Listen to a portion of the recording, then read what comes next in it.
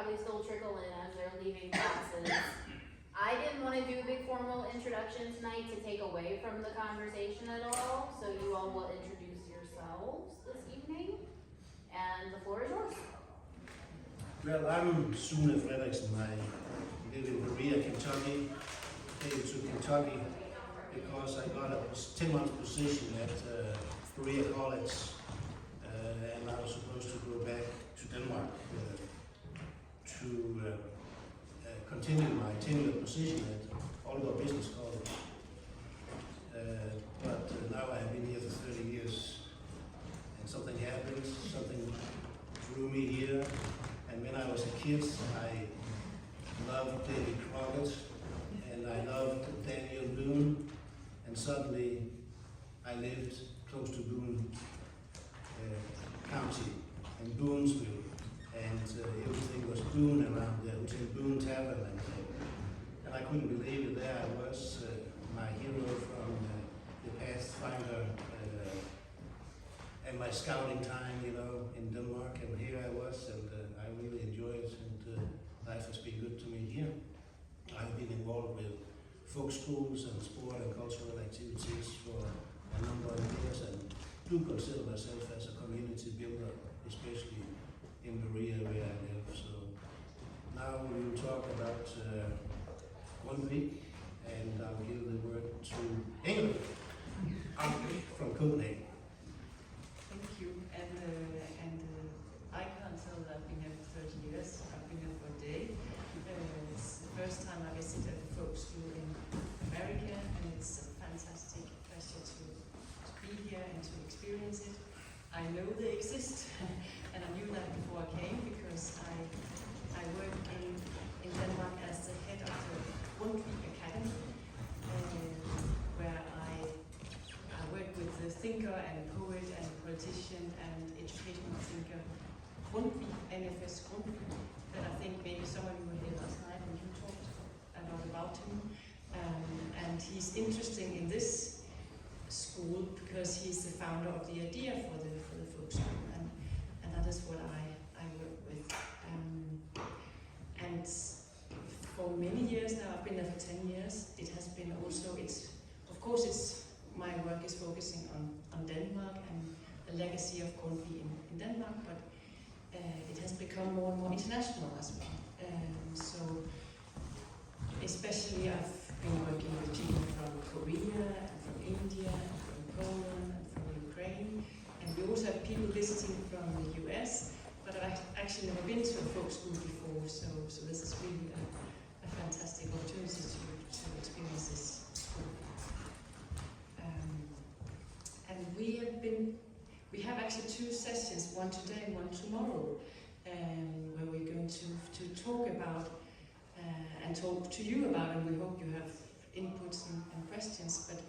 But today we're going to talk about the origins of this idea. So just kind of look back, both looking back at the history in Denmark, but also the history in the US. You know more about that than I do. And tomorrow we hope to talk more about, well, how is this relevant today? What kind of questions do we need to ask ourselves or is it obvious to ask ourselves when we work with folk schools today in the world as it is? So today we look back, and tomorrow we look maybe at the present and maybe to the future as well. So we want it to be participatory. We want you to ask questions or comments, but if you already know the answer to your question, don't ask it, because we know people could be like that, just to test us, see if we know it. So, but I would like to start and ask Ingrid, since you work with at the Grundtvig Institute in Copenhagen, what is your background for doing that? Yeah, I mean, I studied theology, and before that I was in England studying art history and history. So I have this kind of maybe combination of interest in theology, in philosophy, religion, but also in history. And then, without studying it, but it has really been a constant interest for me, is education, how to both relating to children, but also to grown-ups, how to think about education and what is education if it is good. so that is really an interest for me. And then Grundtvig is I mean, the thing is, if you look at him in an international perspective, then people normally don't know much about Grundtvig. But he's world famous in Denmark. so in Denmark he's quite an important figure. And if you are to point to one person to say who has paid the most influence on the Danish society, it would definitely be Grundtvig. Even though he has very famous contemporaries, Hans Christian Andersen and Søren Kierkegaard, that you might know, and they are fantastically interesting as well.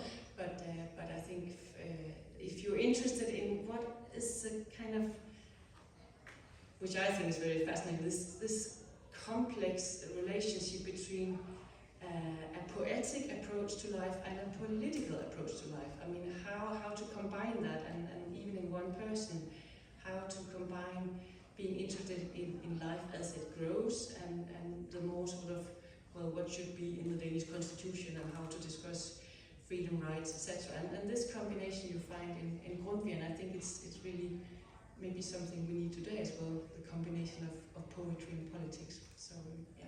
So you can say that it was really a difficult time in Danish history from the 1800s and 100 years forward, where there was a kind of touch to modern, or beginning of modern democracy. And there he was as a comparatively conservative human being, but still saw the light for the masses. So he changed his approach significantly. And how would you explain the shift in his thinking? Yeah, I mean, in a way, of course, he's not a completely original thinker, because, of course, at the time, I mean, he was born in 1783, so it was end of an Enlightenment period, and of course, it was not original to think about education at that time. I mean, that was what many people did, and he was very much inspired by particularly German philosophers, but still, there's something fascinating, I think, with this. I mean, if I were to say, what are the origins of the folk high school idea? The origins are that we have Grundtvig, who is concerned. He's in Denmark, and everyone has heard about the French Revolution, the American Revolution, and he's looking around in this monarchy, and he's thinking, will this come to Denmark as well? And how will it be? And he's certain that change will come, but he's very uncertain whether the Danish people, the people of Denmark, are actually clever enough to take part in this process. And I think, in a way, you can say, I sometimes call him a bit arrogant, in a way, because he's really thinking, well, they're too stupid, and we need to get something done to make sure that the people of Denmark will actually handle this in a peaceful way, and in a way where they're responsible, changing from monarchy to democracy.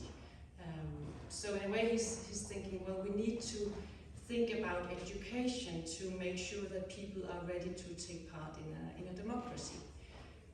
Then, on the other hand, and that's what I find fascinating, because a lot of people will say, well, education is important, but then he makes, I mean, it's important for him to form an idea of a school with no exams, for instance.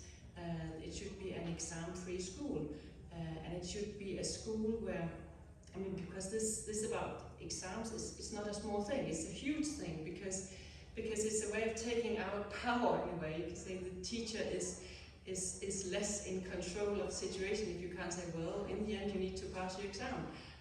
So it's really reducing the power of the system and the teacher, and making it a more equal relationship between teacher and student. And that is really something that is revolutionary in a way, saying, well, you have to have a different approach to the relationship between teacher and students. So I think there's this kind of double, in a way he's thinking, well, we need to get them educated, but then on the other hand he's saying, well, we have to stand back and not just push, but actually make sure that this is an open space where ideas can come in, and where you can say, well, maybe it's not even the teacher that is the cleverest person in the room. So in that way it's quite there's a contradiction here, and I think it's an important contradiction. Yeah. And there was no mandatory schooling at that time. Well, maybe up to third degree, third class, or something like that. Yeah, and I think it's maybe it's even encouraging to think that, that's why I like history a lot, because history is not so much about, well, in the old days there was this and that, but also to think, well, in the old days the future was also open, and in the old days, the situation could be pretty bad sometimes, but things happened and people took responsibility, or something changed, and I think that's quite inspiring. And when you think about, if you think about Denmark at the time of the first folk high schools or folk schools, it was a pretty bad situation anyway. So I think that's maybe encouraging. Anyway. And from a historical point of view, it was also a difficult time for Denmark, because they had sided with the French against the war against England. Yeah. And that was bad, because England won. And later on, and that was in 1805, something like that. So Denmark was actually poor. There was not a lot of resources to start an educational reform or something like that. But in 1848, Denmark fought Prussia and Austria, and actually two of Grundtvig's sons were at the front in South Jutland at a fortress called Dannevirke, and 30,000 soldiers on each side from Prussia and Austria fought against 30,000 Danes. It was like a slaughterhouse, but Grundtvig's two sons survived, and Denmark won that war. And Grundtvig was really happy and proud of his sons, and it meant a lot for the popularity of the Danish king at that time. But then time went on, and in 1864, Denmark had not done a lot to reinforce its military.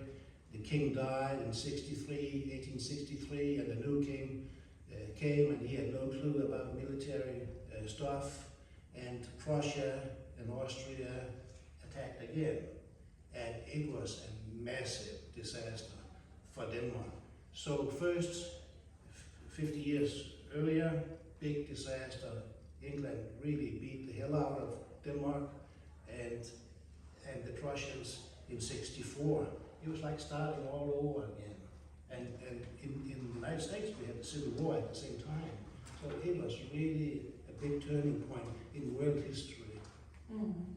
Yeah, and I think, to be fair, you have to add that the Danish, they did it themselves. It was their own doing in a way. They started the wars, and it was really, really stupid in a way. But also, I think it's important in relation to that. In particular now, when we talk so much about identity, and we talk a lot about national identity as well. And at this time, this is in a way a new invention. This idea that you have a national identity. And I think, at least for Danish people, they think it goes, 2,000 years back, because we have such an old country. So, of course, we've been Danish forever, but actually this is a new invention at the time, that it is something that you have. So people didn't walk around and think about themselves as Danish in the same way that we maybe do today. And of course this has its downsides as well, as we all know, because this is what people fight war over. But Grundtvig was in a way part of this invention, saying, well, it's important to encourage the people of Denmark to think of themselves as Danes. And it has this kind of double side, and the folk schools were part of this process. He wanted them to be places where people would dig into their roots, understand themselves better, dig into the folk stories, the folk songs, the language, etc., to understand themselves better. And it has this double side, because on the one hand it is a bit complicated, because can be quite, it can also be a way of producing enemies, saying we are Danish, we're not German, or we're Danish, we're not Swedish.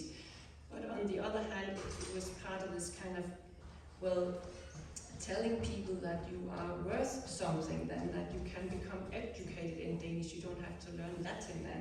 And so it was a way of encouraging people to, in a way, stand on their feet. So it has this kind of double side. And those wars were part of it as well, because, the loss of the wars was a way, on the other side of that, there was this great encouragement to become more aware of your national identity, and well, what is it then to be Danish when we're living in this very, very small country? So it has this kind of double side, and what I think today what makes the schools important and the ideas important is that we can inherit from Grundtvig this kind of sometimes I call it the roots and the wings. It's okay to have roots, but it's possible to have wings even when you have roots. So this kind of more open approach to identity, but still a sensibility towards the fact that, well, people connect to what they are, and it makes you grow in a way to understand yourself as part of a larger history. So this is kind of, it's complicated, as you know, this whole question about national identity, and can we have more than one? Of course you can have that, but that makes it, you are maybe an example of that. Yeah, I usually say that Denmark is my mother and America is my wife. Yeah. That can be complicated. But you can also say later on, in the 1900, we were faced with the Industrial Revolution, and a lot of the big farms employed 25 stable hands or maids or whatever. Suddenly they didn't need them because of the Industrial Revolution. It meant that a lot of the people from the countryside moved to Copenhagen and larger towns, and there was not work for them either. And that's when the big immigration to America started, and 300,000 Danes moved to America from maybe 1850 to 1910 or something like that. There was a huge loss of power, of manpower, but there was nothing for them. So they sought happiness and a new life in America. So that was another thing they had to deal with. But maybe back to the folk schools, because at one point Grundtvig got it rolling, and he talked with the parliament at that time about how to do this. Yeah, but I think one more thing about this, the origins, because that's something I think a lot about, is, well, what made this person stand back? Saying we should not make schools that force people in a specific direction, even though he actually wanted them to go in a specific direction. So what made him stand back? And in a way, I think it is related to his theology, actually, because a couple of years before he got this idea about the folk school, he was in this great debate with another pastor, another theologian, discussing the importance of the Bible, actually. And Grundtvig would say, well, it was a period of enlightenment, as I said before, and people were aware of that, the fact that the Bible, of course, is written over a long period of time, and sometimes it's contradictory, and sometimes there are missing points, and sometimes, so it's like, well, how to make sense of this? It's a complex complex book with books in it, so how to make sense of it, and of course people were aware of that in the period of Enlightenment. But then there was this pastor and professor who was saying, well, inspired by Enlightenment rationalism, I would say this book is of course difficult to understand, but that means that you need a professor to explain it to you. Or at least that was how Grundtvig read his views. Maybe it was a bit unfair, but at least that was how he saw it. So in a way there was this kind of professorship saying, well, I am entitled to explain you how you should believe in God. And then Grundtvig did something quite clever, I think, in a way, because he was not saying, well, you are wrong. This is it's all true what it says in here, and you can't discuss it, and you can't use these Enlightenment ideas to look into this text. He would say something differently. He would say, well, in a way you can't, even though he was a Protestant, so it's part of the Protestant tradition to really look at the Bible, he would say, well, no, the Bible is written by people who had a belief, so the belief came first. So the belief was there beforehand. Before people wrote something, they had a belief, so it came from somewhere else. Saying, well, before that there was a congregation, there was people who met, there was people who sang songs, maybe joined together, and this was something, well, he called it the living word. The living word was there beforehand. And that was a big kind of discussion he had with his professor. But as a result of that, he was very much focused on the living word and the congregation, and the fact that people can meet and join together, and they are empowered to do that, even without a pastor or a professor. So in that way, I think from that was 10 years before maybe of this whole folk school idea, there was this kind of strong belief that there is something important in people. And I think it came, partly I think it came from that. Can I say one more thing maybe? Because I know I need to stop because there's so much to talk about this, but it's just that in Copenhagen they've just for 100 and something time put up My Fair Lady, the musical, and you've probably all seen it. And in My Fair Lady, there's this Professor Higgins, and he wants to shape Eliza in a specific shape. He wants to bring her up. I mean, in a way, it's a story about education, but in the hard way, because he wants to change her in his specific way. And actually, as you probably all know as well, it's based on this Pygmalion myth, goes back to the Greek myths about this man who makes a statue, and then it becomes alive. So it's kind of his product. He's made this statue, and then now he is the woman that I love, and I made her myself. And I think it's interesting because Grundtvig also has this idea that the people of Denmark are a feminine people. It's a very feminine people. He talks about the Danes as being very feminine. And there is this kind of old-fashioned gender approach in it, saying, well, they are more sort of obliging, they're more receiving, they're more sort of, you can shape them. So in that way it's quite old-fashioned approach to gender. But on the other hand, he is not Professor Higgins, because he is aware that, well, this very feminine people, they still have, brains, and they still are able to interact, and they have their ideas. And I think that is the same as his approach to education in a way. Well, the students are shapeable in a way, but they're still not, you can't just do like that. It's still people who have an awareness and a mindset, etc. So this is it's interesting, this kind of,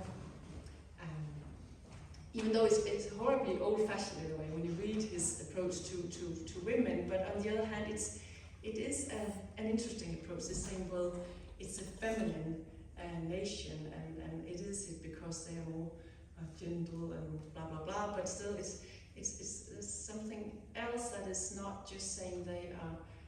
You can't just shape them in the way you want it. Just to continue that a little bit, because he also said at that time, you know, first human being, then Christian. Yeah. You could not be a Christian first and then be a human being, because if you were a Christian first, somebody had told you everything, what was right and what was wrong. Now you had an opportunity, and he really stirred the pot in Copenhagen, in the parliament, and among his colleagues. So if you touch a little bit on that short sentence. Yeah. Actually, and it's really something. I mean, I've just been to a university debate about this very sentence. So it's really something scholars of Grundtvig, they still discuss. What did he mean when he say human comes first and then Christian? What is actually in that sentence, and what does it mean to become human? I mean, because does he say, well, that's just what we are, or is there a task? I mean, there's something that we have to do to become humans. I mean, is it just being born as a human, or is there something that you need to struggle for to become a more, I don't know, a more clever, a more sensible, a more responsible person to be really a human being? What does it take? So that's part of it as well, I think. But I think you're very right that it's also saying, well, to be human is important. It forces you to take responsibility for your own life, exactly. Not give your life to somebody else. Yeah, exactly. Yeah. I say that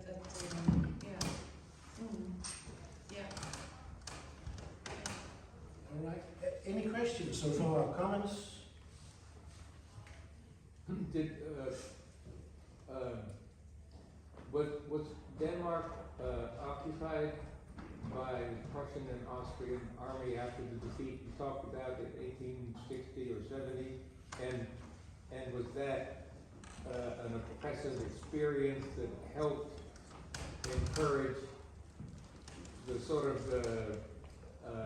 questioning and discovery, self-discovery, and the philosophy that you're talking about? The Danish king was also the Duke of Schleswig and Holstein, and those two areas of land were totally lost in '64, and Holstein was maybe more German friendly, and Schleswig to some extent, especially the northern part of Schleswig, was more Danish friendly. But the Prussians went further up, I think all the way up to Frederiksen, pretty far up, maybe 100 miles north of the present border. So Denmark became really, really small. And it wasn't until after the First World War that Denmark got some of Schleswig back. That's how long time it took, but maybe you can elaborate a little bit on that. Yeah, I mean, the funny thing, but interesting thing is that the first ever folk high school was placed at the border close to Germany in 1844. But then after the war in 1864, it was no longer in Denmark because the border had moved up. So now that school was in Germany. And then there's this very romantic story about the principal of that school who took the library on his back, and then he walked away up, and then he started a new school just above the border, further up in Denmark. So I mean that was part of it, but also the first school there in 1844. I mean, it was not a coincidence that it was placed there, because it was part of this whole discussion about Danish identity versus German identity. So that was why it was placed just there. And I think it has a lot to do with it. I mean, this whole identity or national identity question is definitely very much connected to the growth of the folk schools. You can actually see when you look at the number of schools that came after 1864, it's quite a lot, because there was quite a, I mean, now people realized, oh, it's important to understand who you are. somehow. So in that way, it was very important to it. And if you look at it, I mean, I don't know if you've been to Denmark. You should definitely come. It's interesting how, I mean, people in Denmark are very proud. I mean, it's a small, ridiculously small country if you compare it to the US. I mean, there's 6 million people, and people are very proud of being Danish. And the size is too about, proud in a way, you could the say. size is about Connecticut. It's size about Connecticut, yeah. But really, people are very sort of, well, they could not believe being anything else. But then when you look back at history, at this period of, I mean, it was before actually Germany became a country. There was Prussia and there was Austria and there was this whole discussion going on about, well, who belongs to this country? And the language issue was very much an issue in it. So where do people speak German? And there was these two, you know, the Brother Grimm, the people who collected fairy tales. One of them was a linguist, and he was kind of listening, well, they speak kind of German up here as well, so that could be part of Germany as well, because Danish and German are quite related in languages. And so to Grundtvig was in a way, his attempt was to say, in a way the same, but opposite, saying, well, no, this language is important and we speak Danish. And so there's this whole discussion about identity that was really much an issue. But it is true that Danish is from the Germanic stem of languages, like Norwegian and Swedish. And the complex thing is too that Denmark is considered a part of Scandinavia. However, the Scandinavian peninsula is Sweden and Norway. And you can say that Denmark's only neighbor by land is Germany. So it would have been an easy catch for Germany if they really wanted it. They tried later on in life, but... Yeah, but also you can say, I mean, there's lots of relation between Denmark and Germany, also with the culture and thinking in many ways. So of course it's connected. Yeah, and what I find is very, that's why I keep finding this interesting, is that you have everything here, because you have both the question of national identity, but you also have the question of being human as something universal. And I think it's important. If you can have both things in your head, it's quite important, even though it's complicated. I have the question of belonging, but you also have the question of freedom. So this kind of the opposites that we all need to have is kind of in this complex thinking, and I think that's what makes it interesting and also makes it still important. Yeah, even though that's maybe the topic for tomorrow, but I think that's what we need today. Yeah. So now the folk school movement had started, and other movements had started too about agriculture, especially in Jutland, and maybe the church had split up a little bit because there will now be free churches that were often connected with the folk schools, free thinkers. So what would the old or the new, whatever you call them, folk schools, from a topic, subject point of view, contain on a daily life? Yeah, that's interesting as well, because I mean, there's this quote by Grundtvig that's very often mentioned, that you can't, I mean, that would be perfect for you knitting. You can't knit a hat for a child before it's born. So you have to wait until you know the size of the head. Basically, that was what he said relating to education. You can't make a school and saying this is a school and this should be the topics, because you don't know the size of the heads of the children. So you need to relate it to the life that is actually being lived. So you can't make a fixed curriculum. On the other hand, you actually have documents saying, because he wrote to the Danish king asking for his support for the first folk high school, and in that he mentioned some things that he thought, well, this should be important, and history, learning Danish, learning to sing, sing-alongs, and but also a vocational training for agriculture, farming.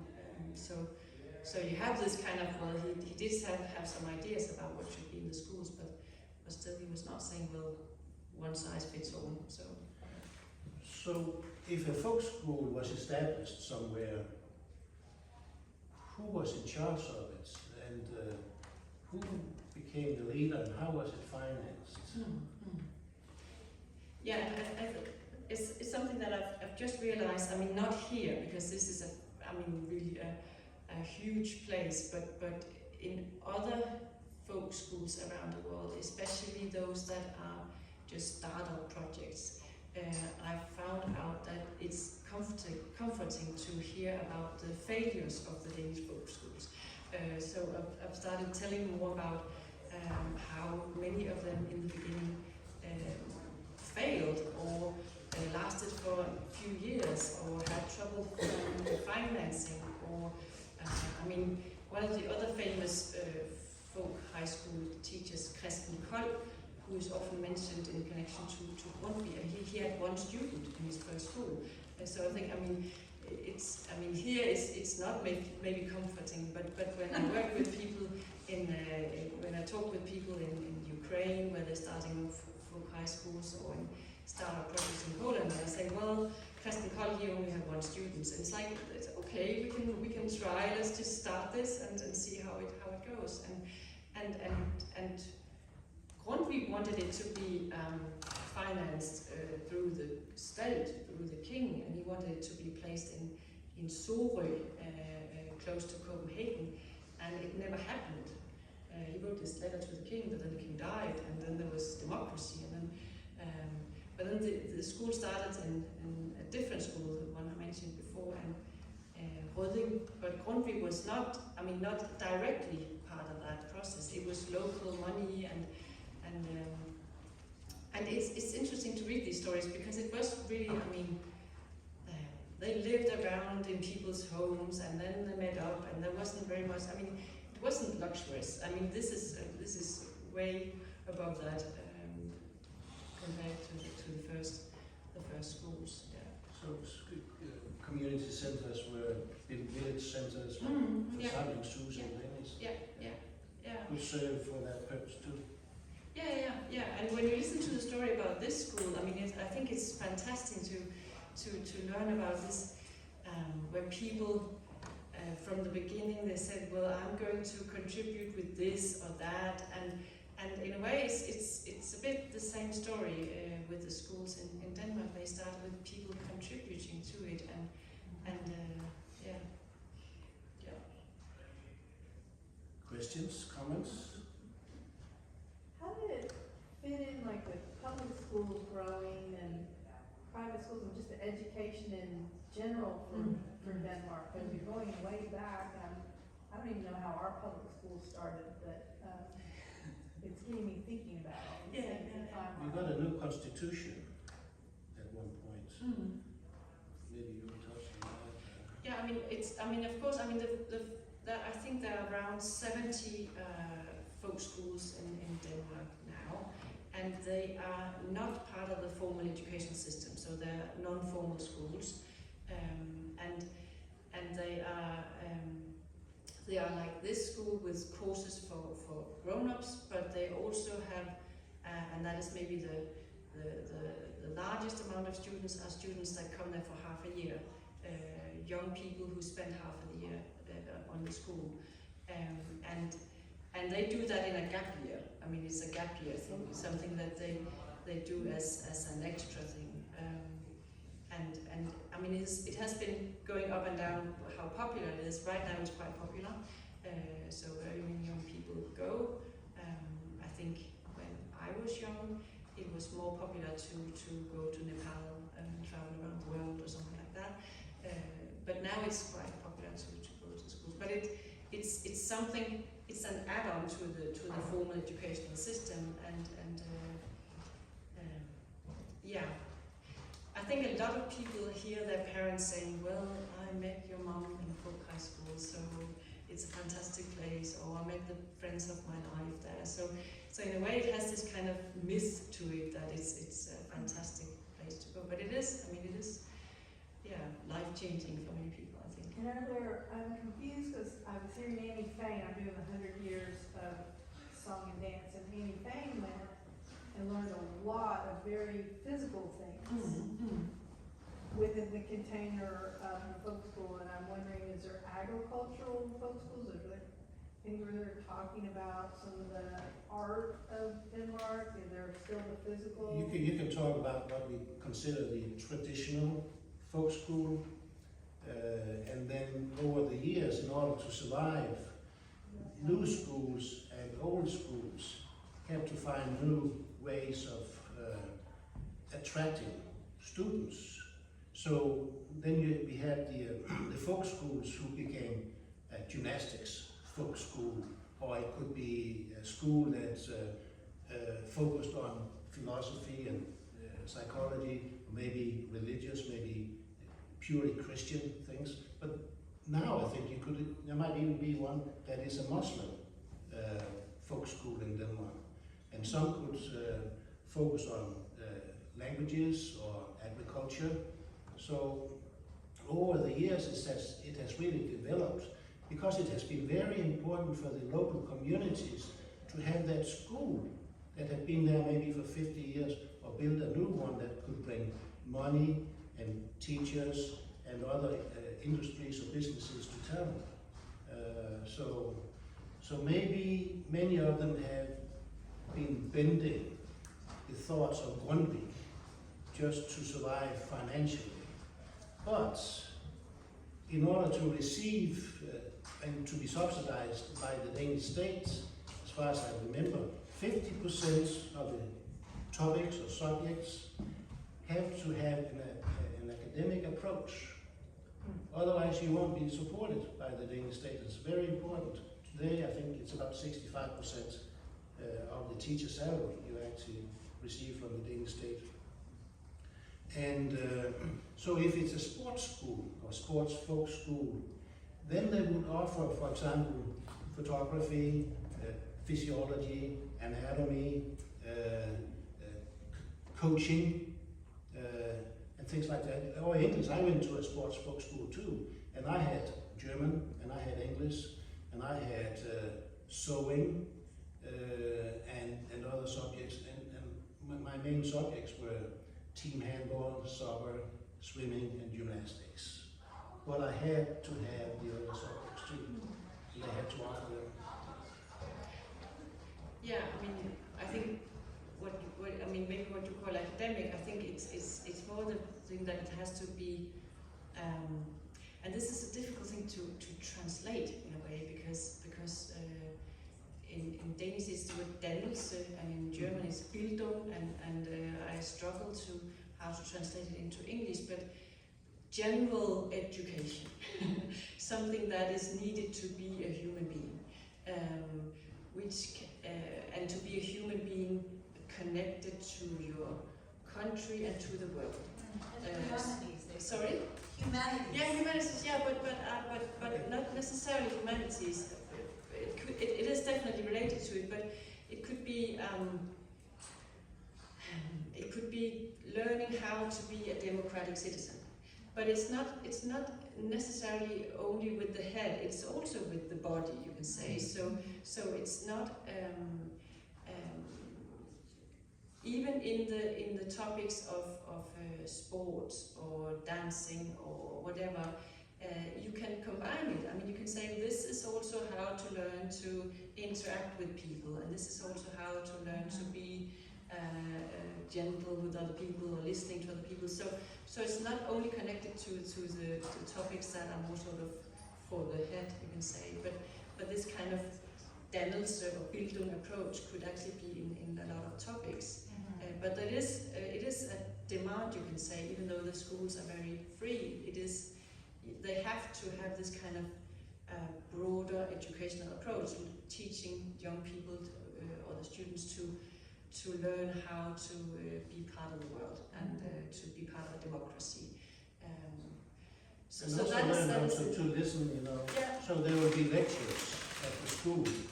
And maybe at some schools every morning there'll be a lecture about something that's going on in the world. Today I bet many schools are talking about Iran and the Middle East as a topic. And then they'll sing some Danish songs. Or it could also be English songs for that matter. We shall overcome. For example. And is there a lot of agriculture schools still? Like is food and growing your food important in Denmark in the folk school? Yeah, no, there isn't. I mean, that's really quite embarrassing. In the schools today, I mean, really, I mean, when I've been visiting the schools in Poland, and they're very much closer to the original folk high school than the Danish ones are, because agriculture in Denmark is, because of the size of the country, but also because of the size of agriculture today, it's huge farms and now very few farmers in a way, because it's just huge factories.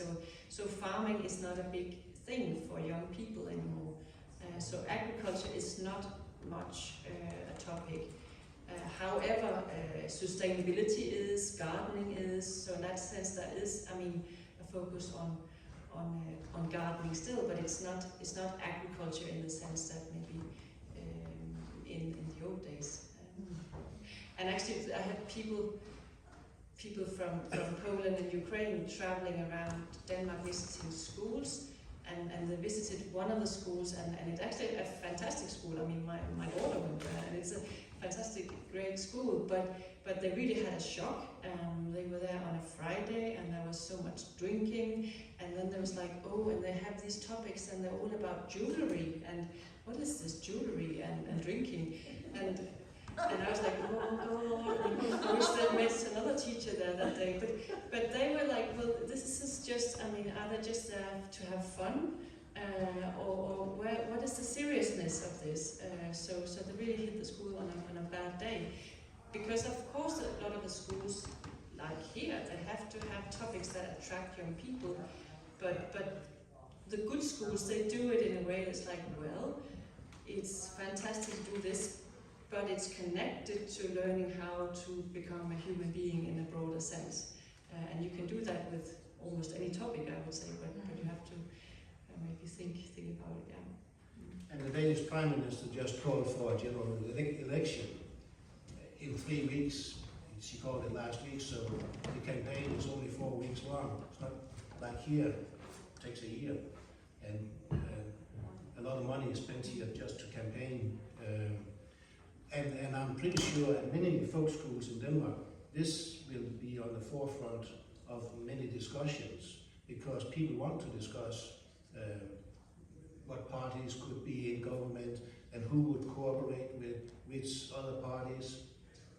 For 125 years in Denmark, there has not been a majority party that ruled. It has always, for 125 years, been a minority government that zigzagged and worked with other parties, or a coalition government. And that's very important to understand. It means you need to dialogue in the political life, whether it is in the city councils, in the counties, or from a federal point of view. You need to be able to and want to discuss every single matter till you have a majority and you can pass a law. And that's why, I would say, almost at every single folk school in Denmark, political issues or building democracy is a major thing. You want to discuss philosophy, you also want to discuss religion. You might not want to discuss just one religion, but you want to know what are the options within the Christianity. Within Christianity, there are so many directions. You know, Methodist, Lutherans, Jehovah's Witnesses, Pentecostal, and what they do is not to deem any of them wrong or right, but it is to compare them, so you enlighten yourself about the choices you want to make, and that's very important. It could be the same with philosophy. You can study Sartre or Erikson or whatever, psychology. So Jean-Pierre Piaget and his practical approach to educational issues. So you learn, and then you take the best out of what you hear and what you want and what fits you. And I think that is a huge advantage to the Danish folk school.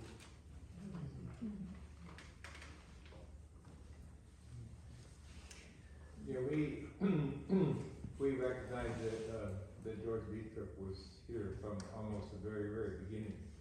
And he was interested in gymnastics and dance. And I think it's too easy for us to think that it was just gymnastics and dance and forget the kind of the discovery that you're talking about and the universality of those experiences as understood by Grundtvig in the Danish folk school context. That we don't recognize that that's what he was bringing here. Right. So, and I think that's what the American folk schools are missing, the discussion and dare to. You know, sometimes Americans are a little bit hesitant about what to say because you can offend somebody. But this is not about offending. This is about educating yourself and enlightening yourself about yourself and the world around you. Mm-hmm. And that could bring us a little bit, unless you are thinking too much about something you want to say. I have a question for you, but that's about the American folk schools. But I'm thinking very much about something else as well, because I think first of all, I want to say that many of the Danish schools have forgotten about that as well. I mean, of course, maybe they do it a bit more because they have to, because it's part of why they get the funding from the government. But still, you can find schools that are not that reflective on it. So just to say that it's not fantastic all of it. But I wanted to say that with the whole thing about the body and the head, and that it's also in a way a discussion about equality, actually. And I think that from the beginning that there was this, there has always been, and I think it's constant, this kind of battle between body and head, in a way that people say, well, the head is most important, it's the finest thing to go to the top universities, whereas working with your body is less fine in a way, it's less sophisticated, and that struggle is in a way constant, and when the schools, the folk schools, was a way of saying, let's take a different approach to that as well, but also saying, well, I think that's quite a fantastic Grundtvig quote. I like that quote very much, because he's saying, well, both are ridiculous. It's ridiculous to say that just focus on the head, but it's also ridiculous to say just focus on the body. And that's this kind of, well, we've had a minister for schooling for a couple of years who's been really sort of hard on the academics, and I think it's a bit annoying in a way, because why? It's good to sit and read a lot of books, but it's also good to work in the garden, and I think it's not a battle we should enter into in a way. So I think it's It makes me think of the word integrated. yeah. Like to integrate it all, and which has everything to do with real democracy, because it's sort of like all of the parts doing what they do, not homogenized, but connected. Right, and then make mind, body, and soul coexist Yes. and get the best out of it. Yeah. But time is running, and I just want to say that the 300,000 Danes that moved to America from 1850 to 1910, they immigrated mainly up to Wisconsin, North Dakota, Iowa, South Dakota, Nebraska, and they remembered what they left in Denmark. For example, the folk school, the education, and so there were numerous folk schools built in that area. For example, I visited a folk school in Tyler, Minnesota, Dannewood folk school, and in August, it was the first time I did that. I had been wanting to do it for a long time, but it conflicted with a task I have in Korea. I created a Celtic Fest on the same day. They have their week-long folk school meeting. But I went up there this year, and when I went in there, it was for me like to walk into Vrå Højskole, Vrå, 10 miles north of Brønderslev. Old, that was built maybe in 1864 or 74 or something like that. And it was a Lutheran folk school, and there was a Lutheran church next to it. And I participated in the meetings, and it had the total same approach as old folk schools in Denmark. And the songbook in Danish was from 1946. And there were so many songs I didn't know, but they were beautiful anyway. But it was at a standstill, it was just standing still. There was no development. It was the same people who had come back year after year. I talked with one person who had been there 16 years in a row for that week. And nowadays they only have 1 week for the adults, and it was filled up with 135 people, and they had the week before for families. That's everything that is left of that folk school, and it's now totally owned by the Lutheran Church. This was beautiful. But they were standing still, and I said, you need to move away from 1946 or 1933 or 64 and get some new songs in and get some new speakers in and so on.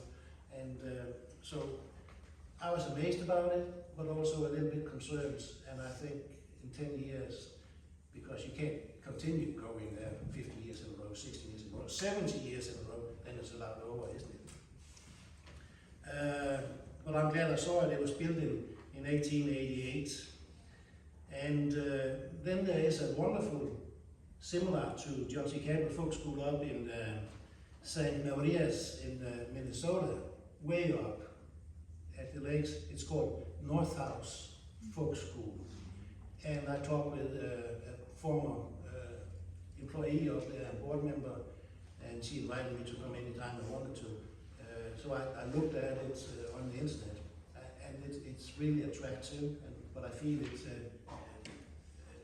involves the same as here, without the discussions, without talking about democracy, not comparing philosophy and things like that. And these folk schools are members of the Folk School Alliance of America, and there are about 100 of them that are members of that organization. And then there are some that are not members. For example, in Louisville, Kentucky, there's a folk school called Louisville Folk School. And they meet maybe every Monday, and they play country dance music, or English, or Scandinavian. I meet for 3 hours. So that is considered a folk school in their eyes. So it's about what you put into the word. And it can be difficult to tell people, hey, this is not really a folk school. And does it matter what it's called? Because the activity is actually the most important thing. They could call it Louisville Music School, but they thought folk school sounds better. So it really does matter. The activity itself is much more important than the name. I have this journal here called The Bridge, and it's published by the Danish American Heritage Society that has its home mainly at Grandview University in Des Moines. And what is called sometimes the Danish capital of America. It could be two places. It could be Solvang in California, or it could be Elkhorn, Iowa, between Des Moines and Omaha. And I have been to Elkhorn several times, a couple of times to Solvang. But if you walk the streets of Elkhorn, and you go up the streets, and then on the mailbox it will say Jensen, Nielsen, Peterson, Hansen, Christensen, and they don't speak Danish, but they know where the heritage come from. And Museum of Danish America, which is a huge thing in Elkhorn. It really, really matters. Elkhorn also imported a Danish windmill built in 1864 from a small place in Jutland called Nørresnede. It was dismantled in Denmark. Everything was numbered, the screws and everything. And then it was transported across the Atlantic, and they started putting it on a field outside Elkhorn. And after 2 years, they ran out of money. And it was just sitting there on a field till somebody put $1 million in and said, here's a grant, get it up. And it's running today. And it's a big attraction. In Elkhorn, there was also a folk school and a Lutheran church. And of course, they were connected. And there was a school where they spoke Danish at that time. There was a part of it. So I'll read a little bit here. There was a pastor called Christian Anker. And it says here, Anker served as the second principal of the Danish folk school, established in Elkhorn in 1878, which aimed to teach immigrants English, religion, and history so they could quickly become an integral part of the American society. In the first 9 years of the school's existence, more than 500 students attended. It later became a combination folk high school college under the name of Elkhorn Lutheran College. The college was separated out in the early 1900s and became the basis of the intermission-oriented Dana College in Blair, Nebraska. For his pedagogical work, among his countrymen in Iowa, Christian Anker was awarded the Order of the Dannebrog. It's an order by the Danish king in 1921. This honor was also awarded to the first local Danish school teacher, Hans Petersen, in 1932 for his efforts in teaching the Danish children at the Danish Children's School in Elkhorn. As the years passed, the high school was also needed in the area. Elkhorn High School was founded in 1918, producing its first graduates in 1921. Several institutions inspired by Danish models emerged in the Elkhorn, Campbellton area, including the elder care facility, Salem Lutheran Homes, and the orphanage Elam Home, and so on and so on and so on. And they have been keeping that relationship with Denmark over the years, and in Campbellton, about 5 miles from Elkhorn, the Little Mermaid is sitting there on the town square. So that's kind of amazing. I can encourage you to be a member of this organization. Danish American Heritage Society is only $30 a year, and I think even for students $15. But it's a wonderful organization that really digs into the details. There's an editor of this journal called Judy Allen. She's from Brigham Young University, and she's fluent in Danish, and she is so detailed that it's too much for me, because I don't mind sometimes that we cheat a little bit. It makes life easier. So, and if you have any questions, please, it's now or tomorrow. Or if you don't, we have something to show.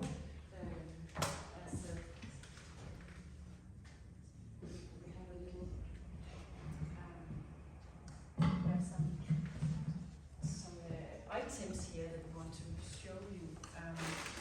First this one, or yeah, because we take maybe this at the very end.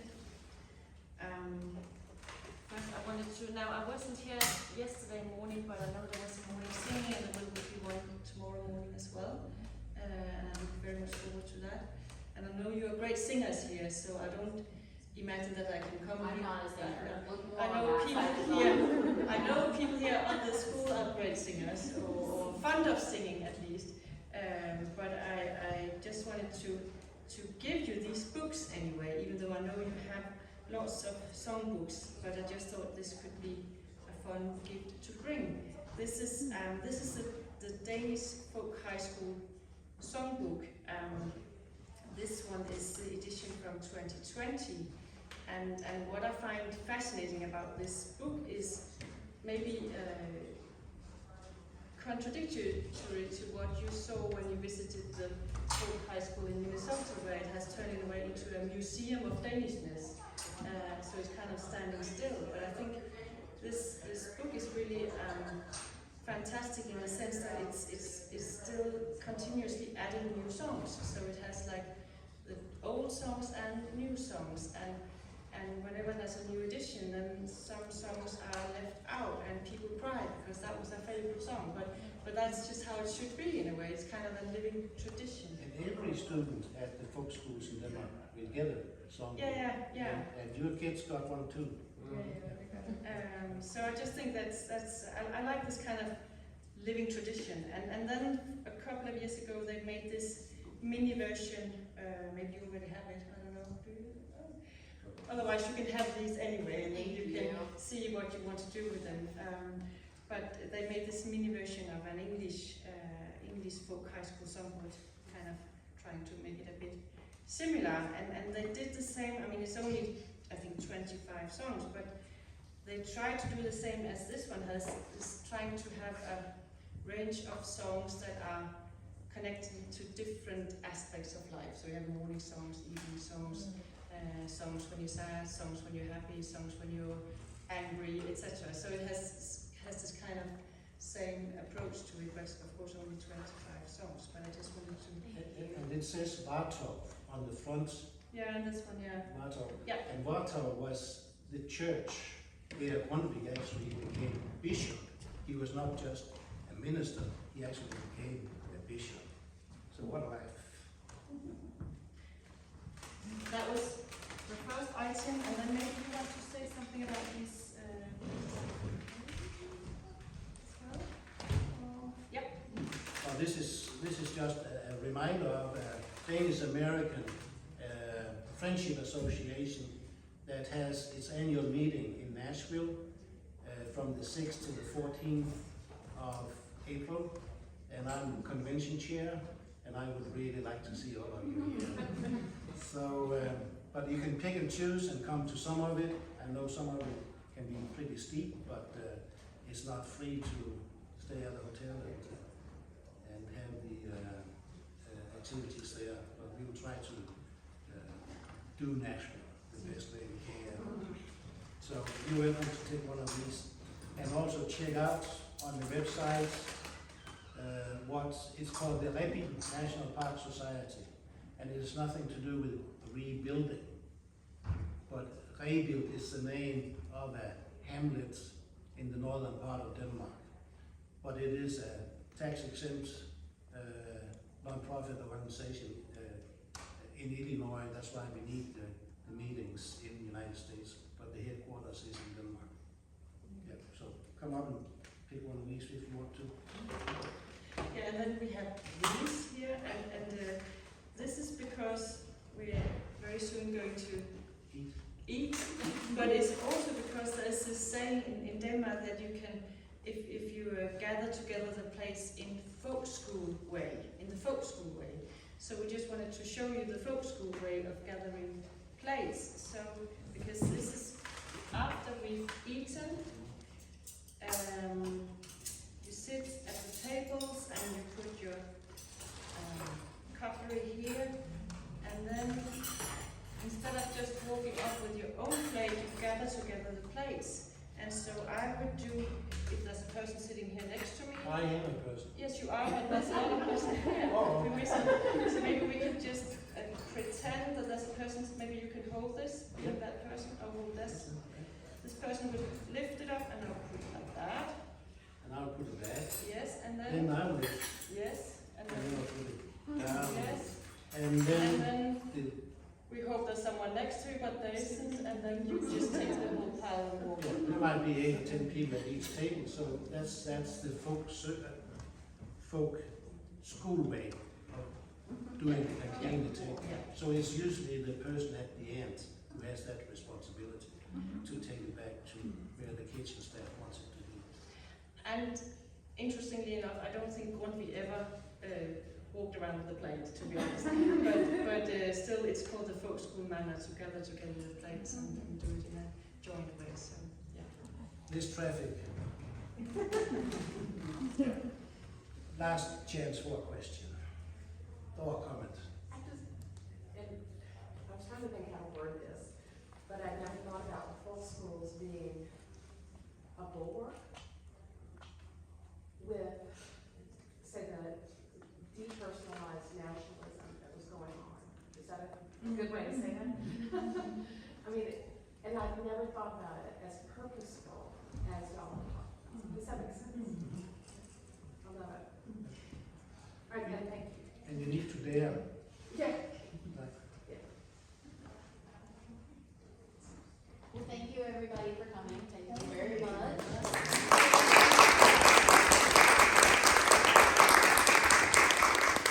So we have our orders for how we collect our plates at the end of dinner tonight. The folk school manner. The folk school manner. Tomorrow will be the third presentation in the series of 4, and Ingrid and Sune will go over the topic of if folk schools are relevant today, and hopefully for those of us that are staff members, they are still relevant.